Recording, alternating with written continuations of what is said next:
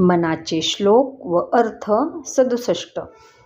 घनश्याम हा राम लावण्यरूपी, महाधीर गंभीर न पूर्ण प्रतापी, करी संकटी सेवकाचा कुढावा, प्रभाते मनी राम चिंतित जावा. मेघाप्रमाणे सावळा असणारा राम हा मूर्तिमंत लावण्य होय. तो मोठा धीर गंभीर असून महाप्रतापी आहे. संकट आले असता तो भक्ताचे रक्षण करतो.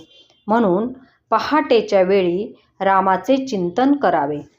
जय जय रघुवीर समर्थ.